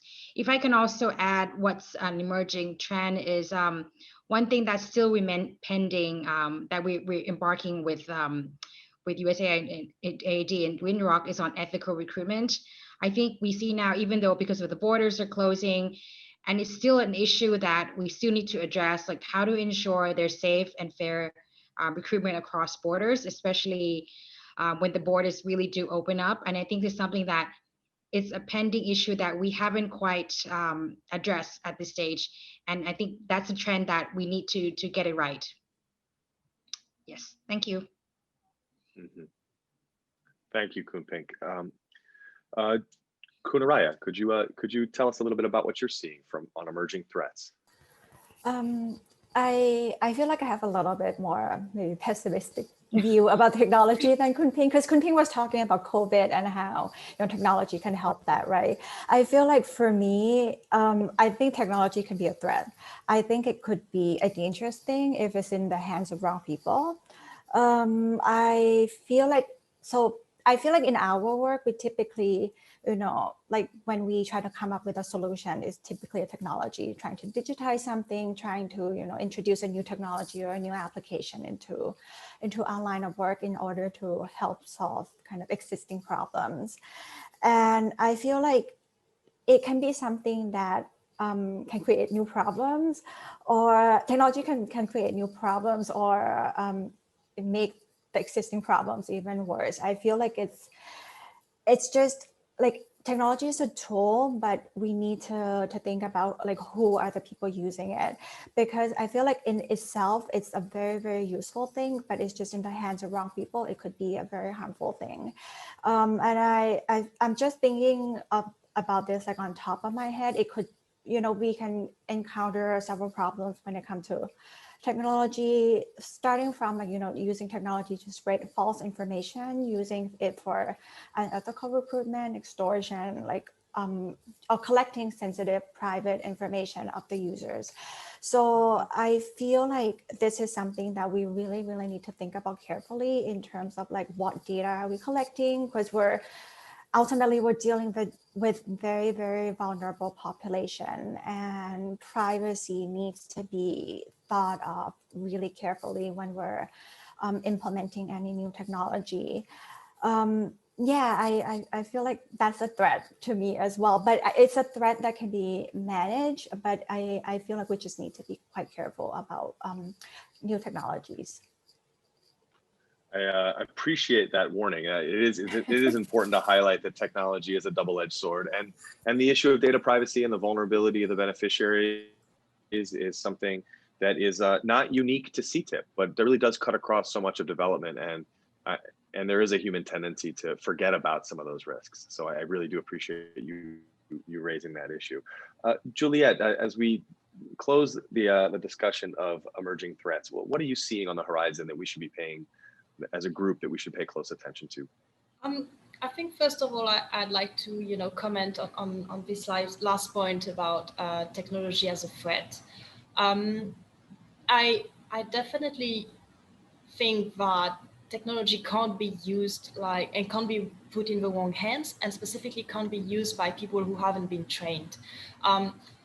I see sometimes, some development of tools that aim at tackling some specific issues, and then it's being distributed to many people with no training, with no explanations, and then people use it without really knowing where the data are going, what's happening there, and how it can be used against them.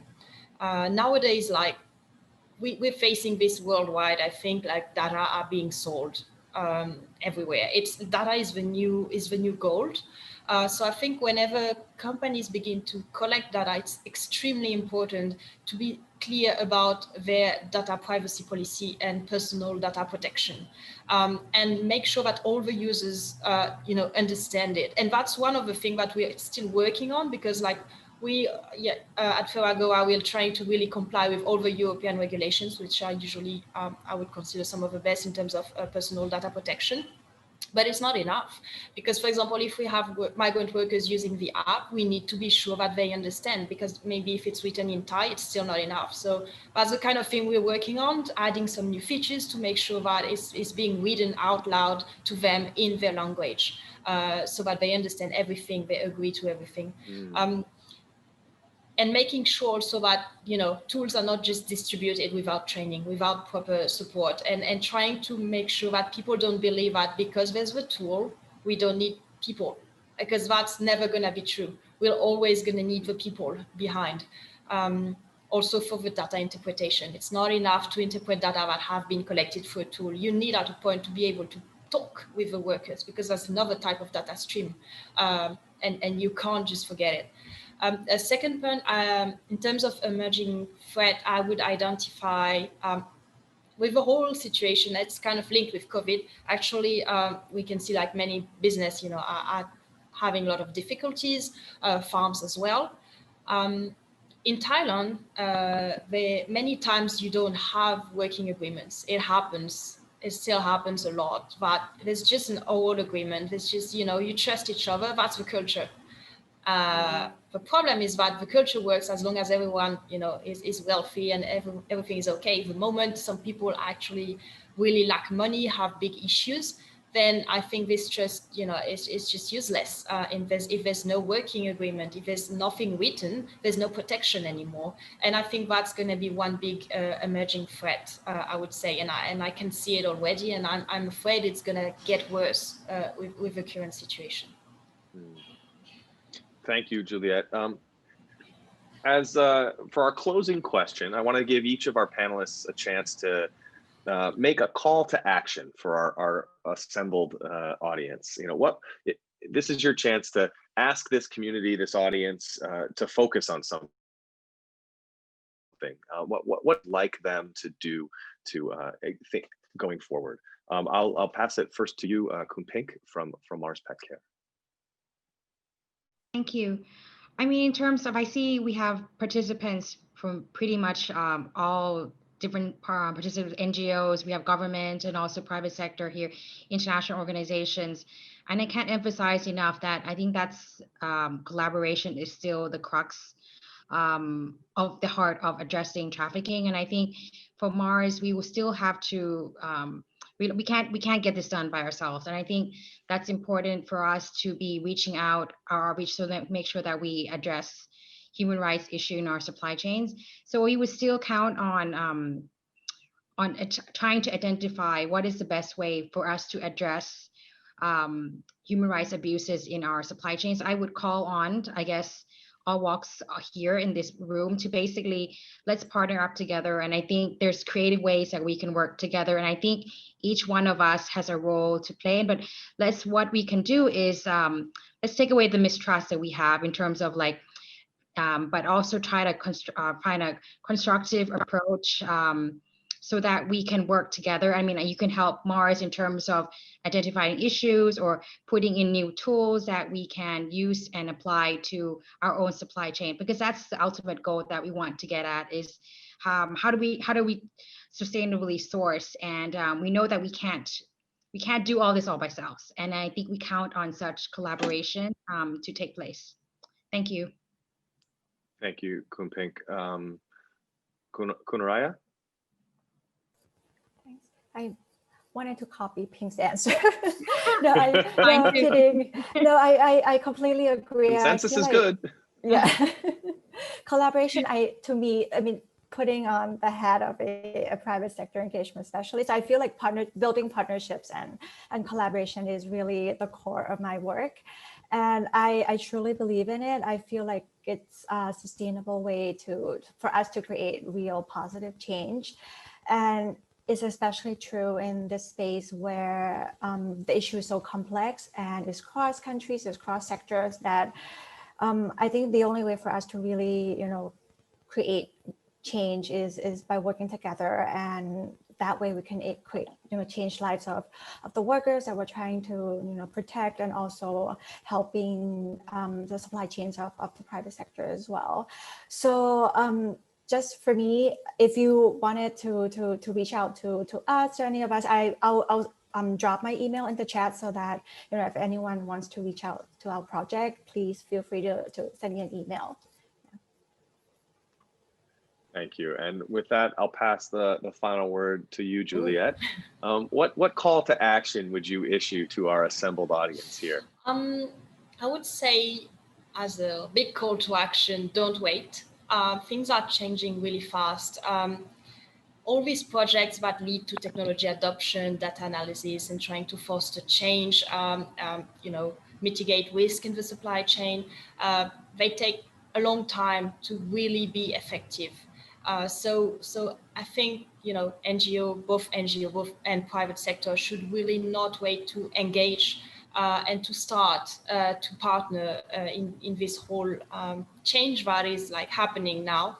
I also believe that, combining social change with mitigating climate change is key in the future. And yeah, one big call to action is that, is to actually take action in this. It can be through funding, but it can be through, actively participating in like the co-design of projects. Most of the projects that I really love is when a private company fund the project, but also put human resources there on the table to co-design the project, because that's the best way to move forward, because then, you really build something that's useful for the company as well, and that's going to stay on the long term. And yeah, I'll drop my email as well. That's a very good idea. Okay, thank you. Now, just before I turn to the questions and answers, I've already got a few here coming in on my my little side channel. I'm going to ask Hermes and the support team to put up a final poll question here for the group to give others a time to maybe add their questions to the chat. We'll just have a quiet moment here.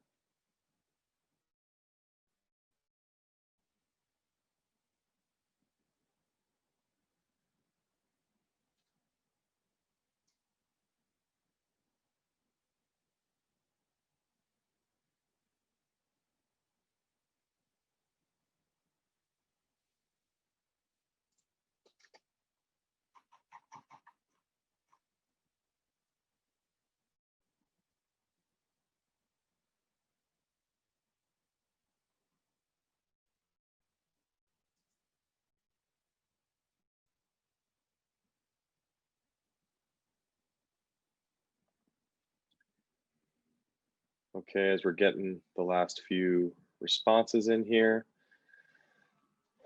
The first question in my queue here is it's a question to everyone. Oh wait, we got some results to analyze here first. The strategic role of local partners having a clear plurality of votes here, with the remainder split pretty evenly among the rest. The finding I see here, the story I would tell from this data is that we have a wide range of interest in a wide range of topics. It's there was no clear loser, and so that I'll choose to interpret that as that this has been an interesting panel for folks, and that each one of these is worth going down a little farther on them. Speaking of digging a little deeper here, question from the audience. To everyone, many thanks for sharing your experiences. Congratulations on all your efforts. Many corporates that we talk to from IOM share how difficult it is to ensure compliance in lower tiers of supply chains with producers and processors who do not have a direct business relationship with the brand. I wonder whether Mars or other companies you guys know about have encountered similar challenges and could share lessons learned on the most effective incentives in this case, or share lessons learned from other companies that you may be aware of. Name check for Kun Pink. I'll let you answer first, and then if the other ladies have anything to add, just let me know. Okay, thanks to Alexandra from IOM for asking that question. I think you very much pinpoint a struggle that as corporates that we have. I think you all are well aware that we have a very extended fish supply chain, and I think one of the struggles that as a corporate is how do we have sufficient human rights due diligence process and oversight across a very extensive supply chain? And I think that's something that I think not just Mars, but a lot of our corporate global buyers are also facing the same struggles. How do we get that oversight that we want?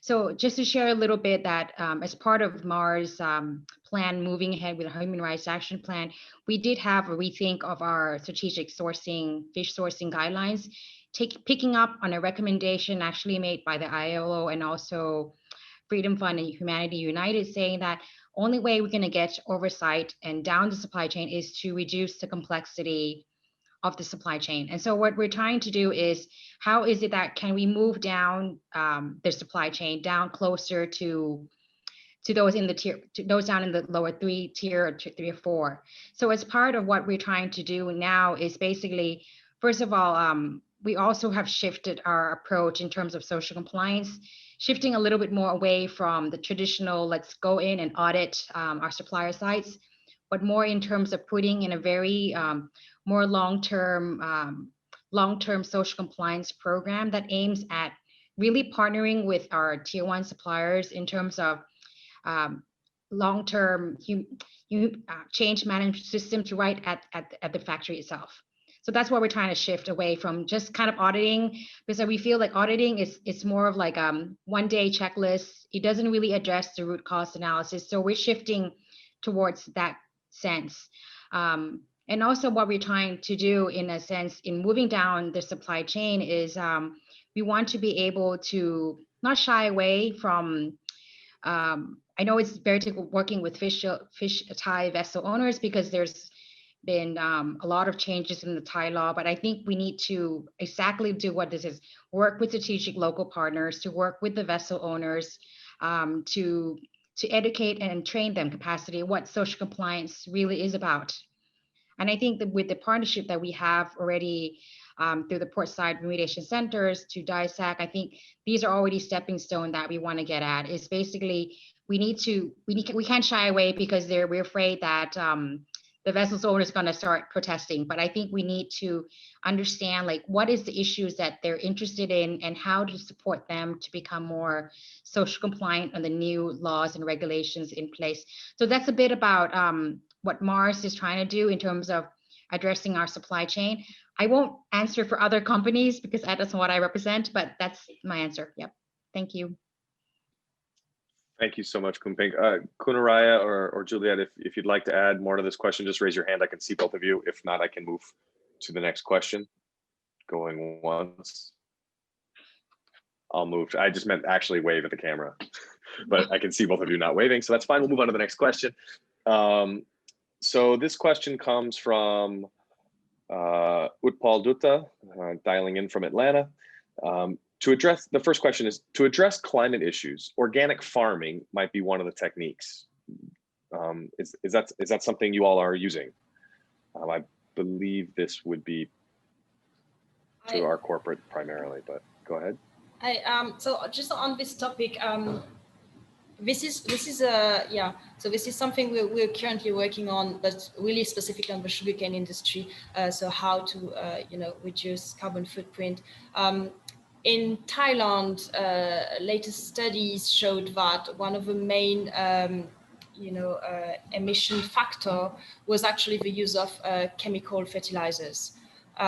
So my answer is yes. Everything that relates to organic farming is benefit for the environment and is really going to help reduce carbon footprint. What's difficult then is the implementation, because there's a cost. There's like a reality for workers there, and because we're always trying to work with combining both social and environmental, that's where it becomes complicated. But working towards this, and whenever there's a possibility to actually sell the product also at a higher price, and then try to get some benefits, down to the supply chain, then that's also when there's a win-win situation. Thank you. Is this topic of organic farming something that you see in Mars Petcare, or that maybe Araya you've heard about in your outreach? No, unfortunately, we haven't had a chance, and I've been in my role for about a year now, but we I think primarily work at Fisheries, and we haven't really had a chance to touch upon that topic yet, but I'm very interested in it. Yeah. Okay. All right then. Well, let me just do a little time check here. We've just got a little bit of time left. So I've got another question queued up here. There's interest in trust building, and we did address the topic of trust building and its importance, but I think our audience would like to know a little bit more about any particular techniques that might be worth keeping in mind related to trust building among local stakeholders. And anything that one of you ladies hadn't had a chance to add earlier that you could offer to the group now? I can say a few words on this, just based on past experiences. So I think one thing we already covered is about engaging local NGO, because they already have a trust of the workers because they've been in contact with them. So to have like a bigger overview, I would say one big important point is to the frequency of visit, like having face-to-face meetings with them over time. The first time I went on the field, it was a bit complicated because I was a foreigner. My Thai is really bad. I'm working on it, but it's really bad. So it's the first times are very hard, but people gain trust by seeing you again and again and again, and understanding that you're working with them, for them. Second point is there'll always be some, I think, some, little, it's always going to be complicated when you have to deal with people who are not from the same country, who don't speak the same language. So I believe that there's always a moment when there's so much you can do as a foreigner, and I really believe that you need local partners, because that's what they gain the trust. Sometimes we even have to hire consultants who come from the same region, because we're going to trust them more because they have the same accent, and it is what it is, and it's not. It's not related to any fear issue or whatever. I think it's just like natural to feel more comfortable and willing to trust someone who, who we feel really close because we were raised in the same culture. I completely agree with Juliet. I feel like the local partner that we work with, for example, like get us through the door, get us to that first meeting, and then it's up to us to really, have as frequent as possible face-to-face meetings, and then they start to remember you, and then they start to open up a little bit more. Like the first meetings that we have with vessel owners, for example, they were very difficult and they're skeptical about what we're doing, who we are, and all that. But then later on, once we meet them frequently, we try to engage them and tell them, hey, I've just met your friends, I just met this and that person, and then it becomes easier over time, and then they start to open up more, but also trying to understand, like, from their point of view, what they're really worried about and what they like to talk about. To me, it sounds simple, but it's like you have to, like, I know, for example, vessel owners, they like to talk about, like, what did they catch today? Like, how's the situation? Is there a storm coming? Like, these little things matter so much in, trying to talk to them, trying to get them to open up to other issues that you want to talk to them about. And yet try to have face-to-face as much as possible, because that's I also feel like it's the only way for them to really trust you. Thank you. So I'm going to, I saw one more question come in from the chat, and it's close to something I had in mind, and I'm going to take advantage of my position as a moderator to have my own question here as well. We've talked a lot about building trust with locals, and relationship management, but a lot of what we've talked about has been kind of from the perspective of the large organization reaching down and out. But there's another. Relationships are a two-way street. And you alluded to this earlier in some of your comments when we talked about how coordination wasn't always great. I think it might have been you, Juliet, talking about the contentious relationships in the European Union at times where it wasn't a productive conversation. A third of our participants are not actively engaging with the private sector right now. And so for those people who are interested and the spirit is willing and they just are trying to figure out where to begin while staying true to the mission of their organization, what's some advice that we can offer them for how to productively engage the private sector on Ctip issues? Whether it's understanding their incentives, which is what the question in the chat actually asks about specifically, or maybe just something about the way that a large company can be approached productively that gives everybody jai yen, cool hearts when they work together. If you're speaking about working on Thai. Firsthand, I'll call on you if among the panelists, if anyone would like to offer some advice for approaching private sector. I can talk from, that's kind of what I do every day. But I feel like when you think about partnering with the private sector, I think be open-minded. Like, don't go in and have kind of an idea in mind. Go in and almost like position it as a discussion with them. Like, hey, what are you worried about right now? And what are, like, on top of your minds? What are your concerns? And what are the challenges that you're facing? And think of this, like, first meeting with them as, like, getting to know them, getting to understand their situation. And then later on, try to work out a solution together in, like what Juliet mentioned, like co-creating something together. I believe in that approach. I feel like it's a much more effective approach to try to work together with another organization than, going in there with a pitch in mind and trying to pitch something that may not be of interest at the time. I just feel like take it slow and in a collaborative way, trying to come up with a solution together. I think that is probably my advice. Yeah. Thank you, Kuna. Yeah. Araya. I can't tell if I think maybe Kunpink, you were looking for the mute button. Yeah. No, but I just one thing to build. Our point on that is, yeah, co-creation definitely. But I think one importance on the trust area that I know we get a lot of questions also from maybe local NGOs and saying, private sector, they're not open to doing more compliance. There's not an openness for us to change. I think that's the common argument that we get. And I think what we want to say to that is sometimes I think it needs a combination. I think with USAID, we have an ongoing relationship, but I think in terms of approaching, I think it starts with the fact that you have to be not an NGO hat that you hear to be pinpointing the bad things that a company has done. if you start out with the fact that, okay, you have all these problems in your supply chain, why aren't you doing all these things? I mean, that's not something that private sector would be saying, well, okay, please, I'll open up to you. But I think start with the fact that, here is what a local NGO, this is what I can offer, the insights I have on the ground for you, the data analysis, the trends analysis that, I can offer you. And then you start with kind of more of like a positive note, rather than saying like, okay, you have all these problems, why aren't you fixing it? And I can tell you that the private sector, especially like Mars, I don't know about other companies, I'm pretty sure is they want to address problems in their supply chain.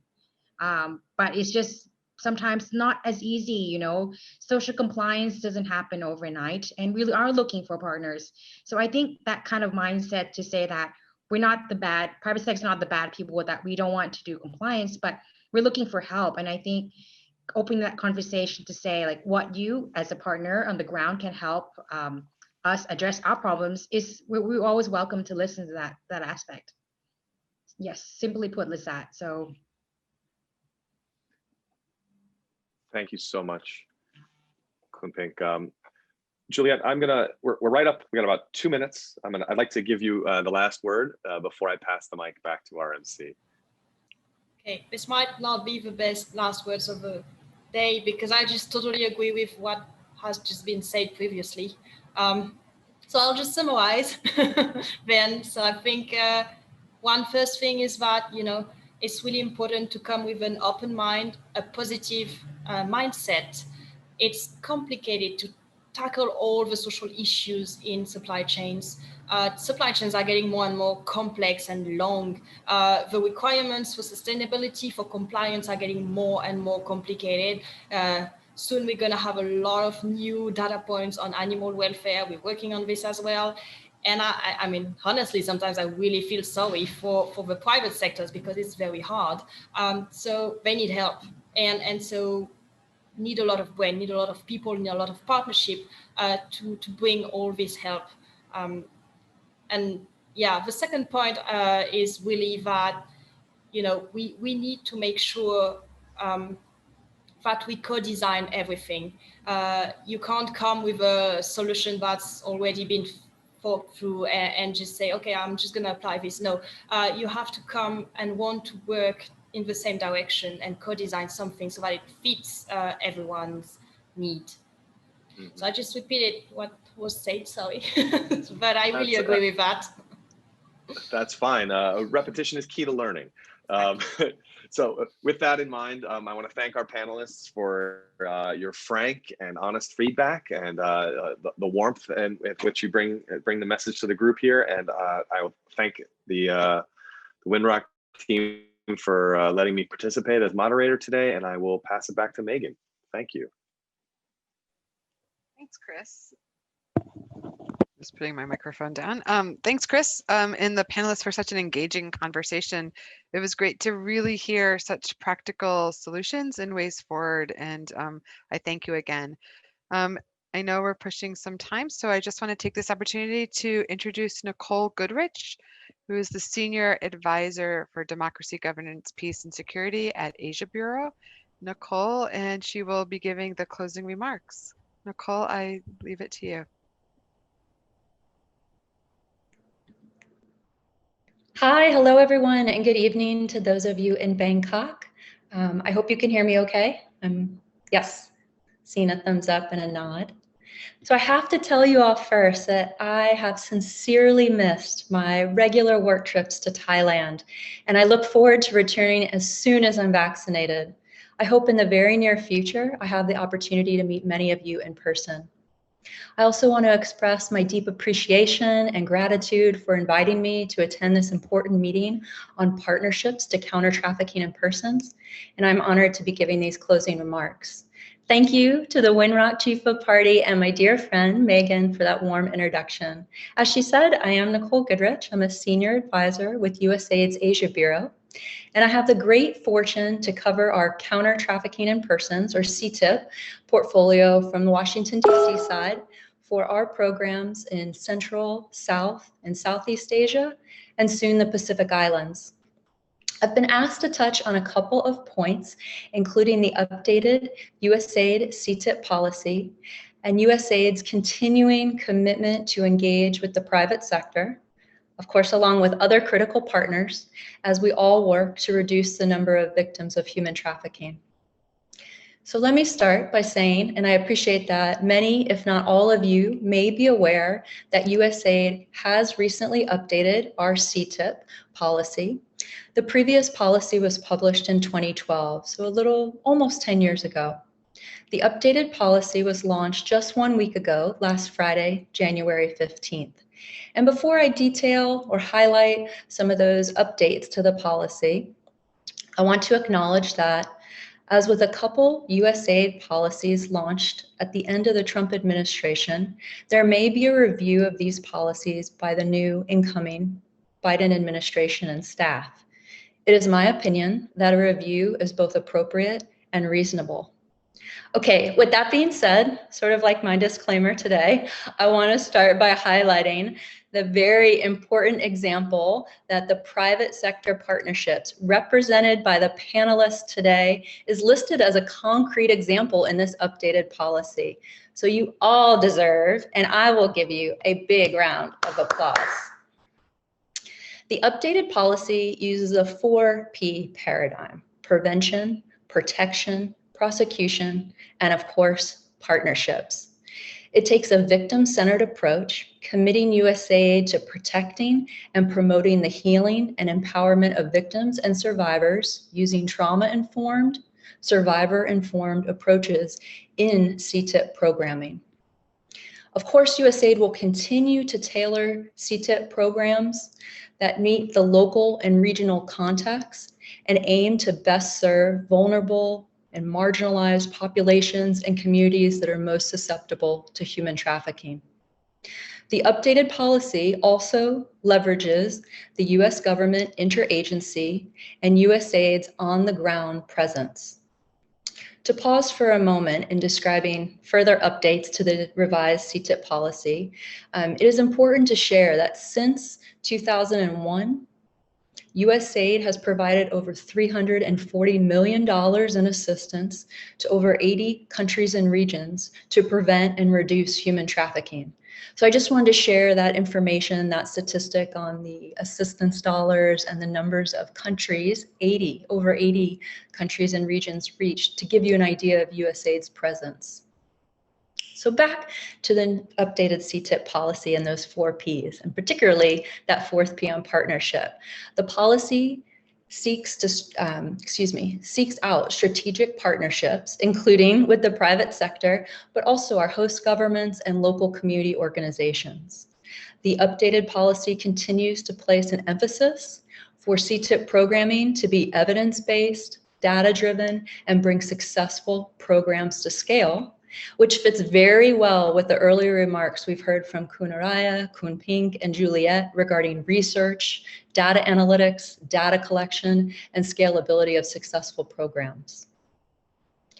Finally, the policy stresses the need for high ethical standards for all USAID staff and implementing partners to safeguard against exploitation and abuse.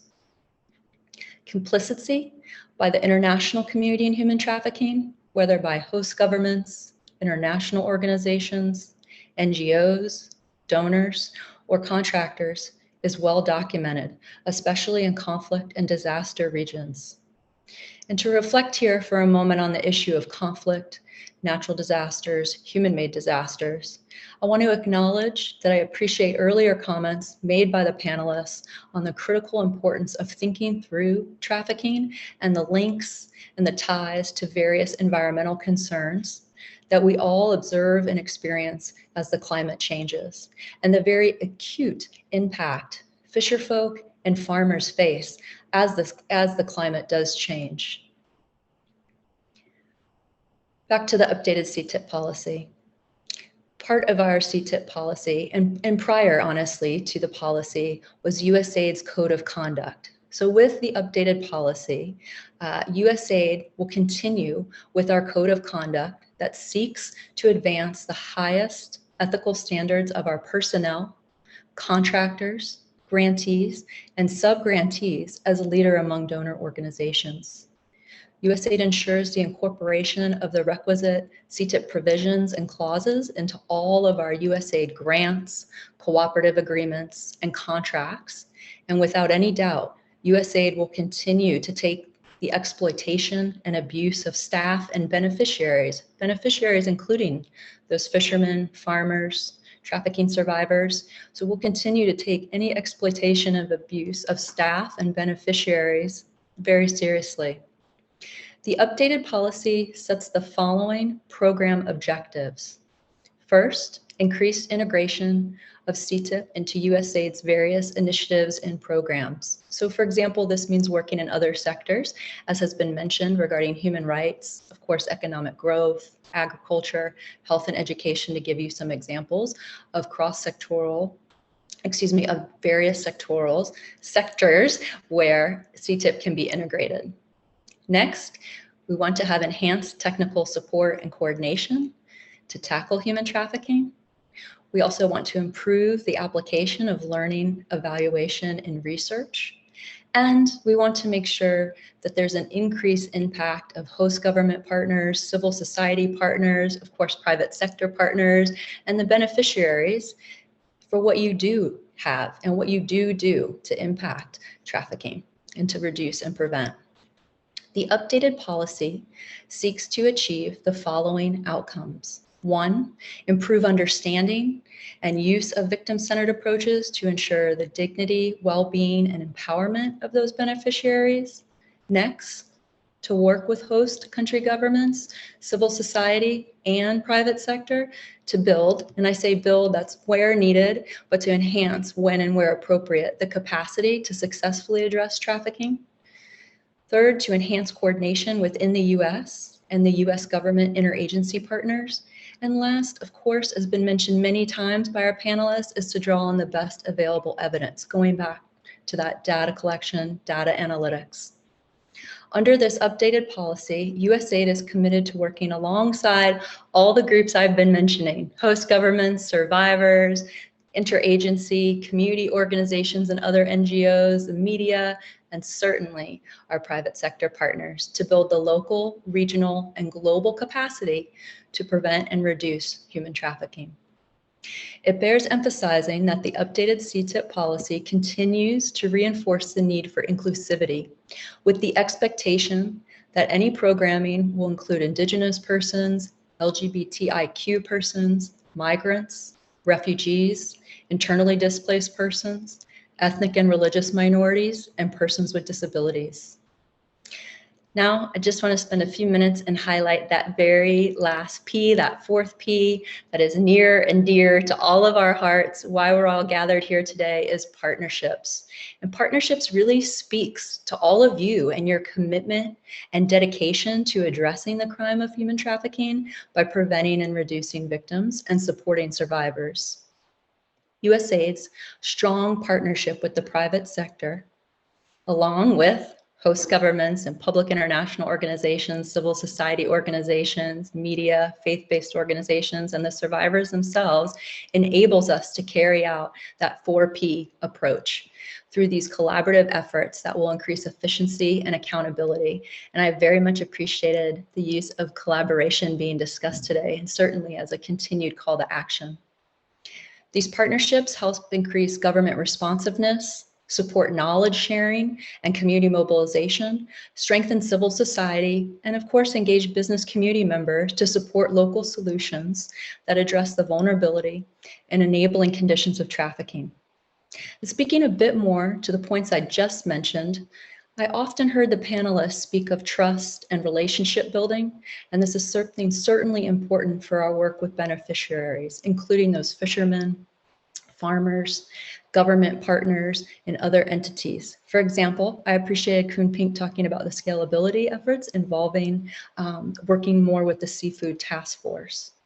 And as a call to action, USAID missions like the one here or the one there in Bangkok, I wish I was there, like the one in Bangkok, will continue to seek, form, and strengthen private sector partnerships that make locally informed plans for market entry, collaboration, and co-investment. as we know we all have a role to play in advocating for better governance, more economic growth, and the very important protection of human rights. As laid out in USAID's private sector engagement, commercial firms can continue to contribute meaningfully to country development through open and transparent procurement, and of course, having penalties to deter forced labor. Further, by collaborating together, partners are able to develop shared value partnerships, allowing each party to share both the risks and the rewards while working towards common objectives. Finally, I want to leave you all with one specific area to think a bit more about, and it certainly requires private sector's knowledge and expertise, and this is on innovative technologies. As we've seen during this ongoing global health pandemic by the coronavirus, technologies are increasing the capacity to manage crises. However, as you heard the panelists mention today, there are also risks that are associated with technologies and with digital technologies. And it is critical that USAID expand awareness and protections from digital harm, which absolutely applies to our efforts to address trafficking in persons. And with this understanding, USAID will work to promote technological sustainability by empowering both local innovators and partnering with private sector innovators to find creative and safe ways to use technology in ways to address trafficking in persons. I was pleased to hear Juliet detail the importance of user-friendly technology, as I think that is absolutely critical in our quest to be technologically innovative while practicing do no harm principles, and specifically speaking to do no harm, as Kunaraya mentioned, with the crucial need to keep those technology users safe. Finally, and it bears repeating over and over and over, I want to express my sincere thanks to Kunaraya and Kunan for supporting the pilot at-sea communication technology for fishing vessel workers. Thank you all again for this opportunity to listen and learn from you. And I look forward to exploring compelling and exciting ways to continue to collaborate and partner this year and well into the future as we address human trafficking, such that all people can live a life free of exploitation.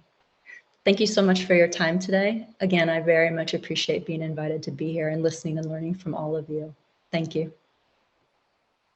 Thanks, Nicole. And we really do look forward to seeing you coming back here, hopefully early in 2021 and not later, dependent. I want to take this opportunity to once again thank all the speakers and panelists in today's event. As this discussion has again highlighted, it is so important for Ctip projects and private sector to work closely together to end trafficking. Finally, I also want to send a heartfelt thank you to both USAID and Mars Petcare for all their support. I'm going to hand it now over to Hermes. Thank you again.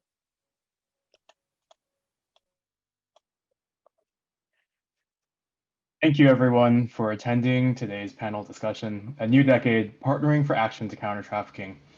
The recording of today's session will be made available shortly to all registered participants via email and will be available in English and Thai.